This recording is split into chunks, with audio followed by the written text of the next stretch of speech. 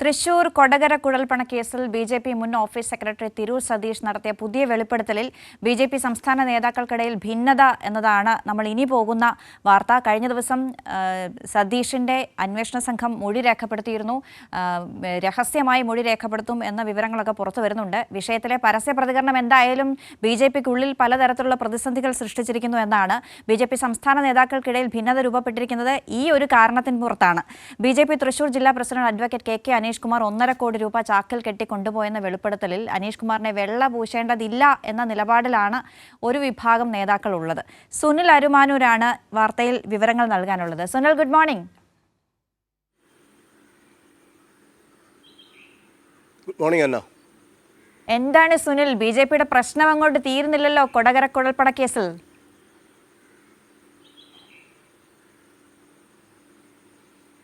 അന്ന, കൊടകര കുഴൽപ്പണക്കേസിൽ തിരൂർ സതീഷ് നടത്തിയിട്ടുള്ള പുതിയ വെളിപ്പെടുത്തലിലാണ് ഇപ്പോൾ ബി.ജെ.പി. സംസ്ഥാന നേതാക്കൾക്കിടയിൽ ഭിന്നത രൂപപ്പെട്ടിരിക്കുന്നത്. അതായത് ഈ രണ്ടാമത്തെ വെളിപ്പെടുത്തൽ, തിരൂർ സതീഷ് നടത്തിയ രണ്ടാമത്തെ വെളിപ്പെടുത്തലിൽ ബി.ജെ.പിയുടെ ജില്ലാ അധ്യക്ഷനായ അഡ്വക്കേറ്റ് കെ അനീഷ് കുമാറാണ് പ്രതിസ്ഥാനത്ത് നിൽക്കുന്നത്. കെ അനീഷ് കുമാർ 1.5 കോടി രൂപയാണ് ബി.ജെ.പിയുടെ തൃശൂർ ഓഫീസിൽ നിന്ന് ചാക്കുകെട്ടിലാക്കി സ്വന്തം കാറിൽ കൊണ്ടുപോയത് എന്നുള്ള വലിയ ഒരു വെളിപ്പെടുത്തലാണ് തിരൂർ സതീഷ് നടത്തിയത്. അതോടൊപ്പം തന്നെ തൃശൂർ ബി.ജെ.പിയുടെ ജില്ലാ ട്രഷററും അതുപോലെ ജില്ലാ ജനറൽ സെക്രട്ടറി ഹരിയും കൂടെ ചേർന്ന് ഈ പണമിടപാടുകൾക്ക് എല്ലാവിധ ഒത്താശയും ചെയ്തു എന്നും വെളിപ്പെടുത്തലുണ്ടായിരുന്നു. ഇത് സംബന്ധിച്ച കാര്യങ്ങളിൽ ഇതുവരെയും അനീഷോ അല്ലെങ്കിൽ മറ്റ് 2 ഭാരവാഹികളോ പ്രതികരിക്കാൻ തയ്യാറായിട്ടില്ല. അക്കാര്യം നമ്മൾ ഇന്നലെ തന്നെ വാർത്തയായി നൽകിയതാണ്. പക്ഷേ ഇന്നലെ തന്നെ സംസ്ഥാന നേതാക്കൾക്കിടയിൽ ഇത് സംബന്ധിച്ച ഭിന്നത രൂപപ്പെട്ടിരുന്നു. പ്രത്യേകിച്ച് തൃശ്ശൂരിൽ നിന്നുള്ള ബി.ജെ.പിയുടെ സംസ്ഥാന നേതാക്കൾ അനീഷിനെതിരെ പ്രതികരിക്കാൻ തയ്യാറായി രംഗത്ത് വരുന്ന ഒരു സാഹചര്യം ഉണ്ടായിരുന്നു. പക്ഷേ കെ സുരേന്ദ്രൻ്റെ നിർദ്ദേശം അതിനിടയിൽ വന്നു. യാതൊരു കാരണവശാലും പരസ്യ പ്രചരണങ്ങളിലേക്ക് പോകരുത്, മാധ്യമങ്ങളോട് പ്രതികരിക്കരുത് എന്നുള്ള രീതിയിൽ അനീഷ് കുമാറിനെ സംരക്ഷിക്കണം എന്നുള്ള നിലപാടാണ് ഇപ്പോൾ സംസ്ഥാന അധ്യക്ഷൻ കെ സുരേന്ദ്രൻ്റെ നേതൃത്വത്തിൽ നൽകിയിരിക്കുന്നത്. സുരേന്ദ്രപക്ഷമാണ് ഇത്തരത്തിൽ അനീഷ് കുമാറിനെ സംരക്ഷിക്കുന്നത് എന്നുള്ള നിലപാടിലാണ് കൃഷ്ണദാസ് പക്ഷം ഉള്ളത്. അതുപോലെ തന്നെ വി മുരളീധരൻ പക്ഷവും ഈ ഒരു വിഷയത്തിൽ ശക്തമായ അമർഷം രേഖപ്പെടുത്തി രംഗത്തെത്തിയിരിക്കുകയാണ്. അനീഷ് കുമാറിനെ ഇത്തരത്തിൽ സംരക്ഷിക്കുന്നതിലൂടെ പാർട്ടിക്കുണ്ടാകാൻ പോകുന്ന ക്ഷതം വലിയ ഒന്നായിരിക്കും എന്നാണ് ഈ നേതാക്കൾ സൂചിപ്പിക്കുന്നത്. അതുകൊണ്ട് തന്നെയാണ് ഇവർ ഈ സംസ്ഥാന, അതായത് തൃശ്ശൂരിൽ നിന്നുള്ള കൃഷ്ണദാസ് പക്ഷത്തിലെ സംസ്ഥാന നേതാക്കൾ പറയുന്നത് യാതൊരു കാരണവശാലും അനീഷ് കുമാറിനെ വെള്ളപൂശേണ്ട സാഹചര്യമില്ല, സത്യാവസ്ഥ എന്തായാലും അത് പുറത്തു വരട്ടെ, അതിൽ അന്വേഷണം നടക്കട്ടെ, അതാണ് പാർട്ടിയുടെ നിലപാട് എന്നുള്ള തരത്തിലേക്കാണ് അവരുടെ അഭിപ്രായ പ്രകടനം വരുന്നത്. ഇതേ അഭിപ്രായ പ്രകടനം തന്നെയാണ് വി മുരളീധരൻ പക്ഷത്തിലുള്ള നേതാക്കളും പുലർത്തുന്നത് എന്നുള്ളതാണ്. കാരണം അനീഷിനെ മാത്രം ഇത്തരത്തിൽ സംരക്ഷിച്ചു പോകുമ്പോൾ മറ്റു നേതാക്കൾ തന്നെ അപഹാസ്യരാവുകയും അവർ തന്നെ അപമാനപ്പെടുകയും ചെയ്യുന്ന സാഹചര്യമുണ്ട്. അതുകൊണ്ട് ഈ വിഷയത്തിൽ തിരൂർ സതീഷിൻ്റെ വെളിപ്പെടുത്തൽ പോലെ സമഗ്രമായിട്ടൊരു അന്വേഷണം ബി.ജെ.പിയുടെ ഭാഗത്തു നിന്ന് ഉണ്ടാകട്ടെ.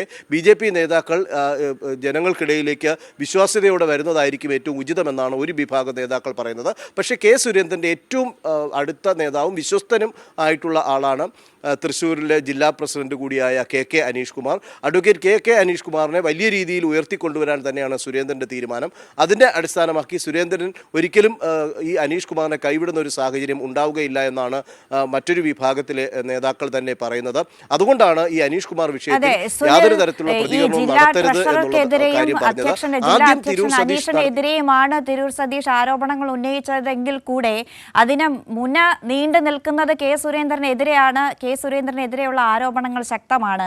ആ ഘട്ടത്തിൽ അനീഷിന് സുരേന്ദ്രന്റെ പിന്തുണ സ്വാഭാവികമായും കൃഷ്ണദാസ് പക്ഷത്തിനെ ചൊടിപ്പിക്കുമെന്നതിൽ തർക്കമൊന്നുമില്ല. പ്രത്യേകിച്ചും പാലക്കാട് ചേലക്കര ഉപതെരഞ്ഞെടുപ്പുകളിലെ തിരിച്ചടിയിൽ ആകെ തളർന്നു നിൽക്കുകയാണ് സുരേന്ദ്രൻ.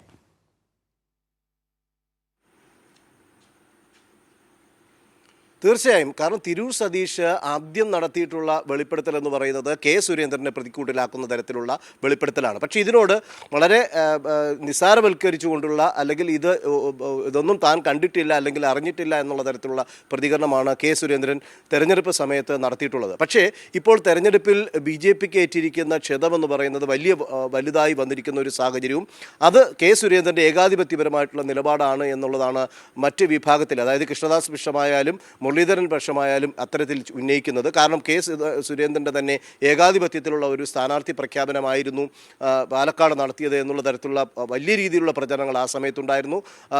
അതുപോലെ തന്നെ ശോഭാ സുരേന്ദ്രനെതിരെ പരസ്യമായ രംഗത്തിൽ വന്നില്ലെങ്കിൽ പോലും പാർട്ടിക്കകത്ത് തൻ്റെ അമർഷവും തൻ്റെ പ്രതിഷേധവും രേഖപ്പെടുത്തിയതായിട്ട് അന്ന് തന്നെ നമുക്ക് അത്തരം വാർത്തകൾ വരികയും ചെയ്തിരുന്നു. അപ്പോൾ ഇങ്ങനെ ഒരു സാഹചര്യത്തിൽ കെ സുരേന്ദ്രൻ ആരോപണം വന്നാൽ കെ സുരേന്ദ്രൻ്റെ ഏറ്റവും അടുത്ത വിശ്വസ്തൻ, കെ സുരേന്ദ്രൻ വളർത്തി വലുതാക്കി കൊണ്ടുവരുന്ന ഒരു നേതാവ് എന്ന നിലയിൽ അനീഷ് കുമാറിനെതിരെ വന്നിരിക്കുന്ന വെളിപ്പെടുത്തലിൽ മൗനം ഭജിക്കുക എന്നുള്ളത് തന്നെയാണ് BJP ഇപ്പോൾ സ്വീകരിക്കുന്ന നിലപാട്. അത് താഴെത്തട്ടിലേക്ക് അല്ലെങ്കിൽ സംസ്ഥാന നേതാക്കൾ, പ്രത്യേകിച്ച് തൃശ്ശൂരിലുള്ള സംസ്ഥാന നേതാക്കൾക്ക് അത്തരമൊരു നിർദ്ദേശം ലഭിച്ചതിൻ്റെ അടിസ്ഥാനത്തിലാണ് അവരാരും തന്നെ ഈ വിഷയത്തിൽ പ്രതികരിക്കാൻ തയ്യാറാകാതെ ഇരിക്കുന്നത്.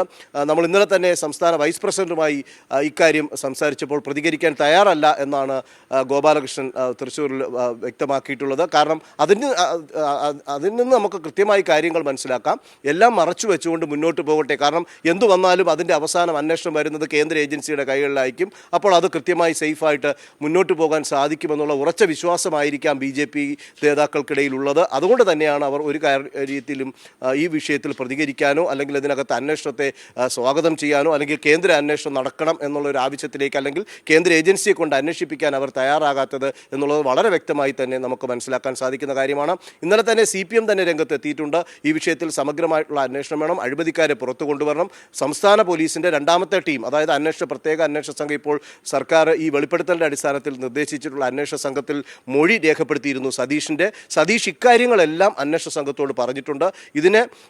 ഇതിൻ്റെ ക്രെഡിബിലിറ്റി വർദ്ധിപ്പിക്കുന്നതിന് വേണ്ടിയിട്ടുള്ള തെളിവുകളും സതീഷ് അന്വേഷണ സംഘം മുൻപാകെ കൈമാറിയിട്ടുണ്ട്. അത്തരം തെളിവുകൾ അവർ പരിശോധിച്ചു കൊണ്ടിരിക്കുകയാണ്. പക്ഷേ അവർക്ക് ആ പരിശോധനയിൽ പരിമിതികൾ ഉണ്ടാവും എന്ന് നമുക്ക് അനുമാനിക്കേണ്ടി വരും. കാരണം നേരത്തെ ഈ സുരേന്ദ്രനെ പ്രതിക്കൂട്ടിലാക്കുന്ന സുരേന്ദ്രൻ്റെ മകൻ, അതുപോലെ തന്നെ ഈ അനീഷ് കുമാർ, അപ്പോഴും ഈ സാമ്പത്തിക ഇടപാടിൽ ധർമ്മരാജുമായിട്ട് സ്ഥിരം സാമ്പത്തിക ഇടപാട് നടത്തിയിട്ടുള്ളത് ഈ കെ അനീഷ് കുമാറാണ്. അപ്പോൾ അനീഷ് കുമാറിനെയും സുരേന്ദ്രനെയും ഒക്കെ സംരക്ഷിച്ച് മുന്നോട്ട് പോകാൻ EDക്കും അല്ലെങ്കിൽ IT ഡിപ്പാർട്ട്മെൻറ്റിനും ഇൻകം ടാക്സ് ഡിപ്പാർട്ട്മെൻറ്റിനും ആകുമെന്നുള്ള ഉറച്ച വിശ്വാസം BJP പാളയത്തിലുണ്ട്. അതുകൊണ്ട് തന്നെയാണ് ഇത്തരത്തിലുള്ള വെളിപ്പെടുത്തൽ വന്നിട്ട് അവർ യാതൊരു തരത്തിലുള്ള പ്രതികരണത്തിന് തയ്യാറാവുകയോ കോടതി പോലും ആവശ്യപ്പെട്ട അന്വേഷണം നടത്തുന്നുവെന്ന് കോടതിയെ തന്നെ തെറ്റിദ്ധരിപ്പിച്ച് EDയും ITയും മുന്നോട്ട് പോകുന്ന സാഹചര്യത്തിൽ പോലും അതിന് യഥാർത്ഥത്തിലുള്ള അന്വേഷണം നടക്കട്ടെ, അല്ലെങ്കിൽ സംസ്ഥാന പോലീസ് ആവശ്യപ്പെട്ടതുപോലെ നേരത്തെ ഈ കേസ് കൊടകര കുഴൽപ്പണ കേസ് അന്വേഷിച്ച് കോടതിയിൽ സുനിൽ, എന്തായാലും തിരൂർ സതീഷ് കഴിഞ്ഞ ദിവസം അന്വേഷണ സംഘത്തിന് മുമ്പാകെ ഹാജരായി വേണ്ട രേഖകളും മൊഴിയും ഒക്കെ കൊടുത്തിട്ടുണ്ട് എന്നാണ് കഴിഞ്ഞ ദിവസം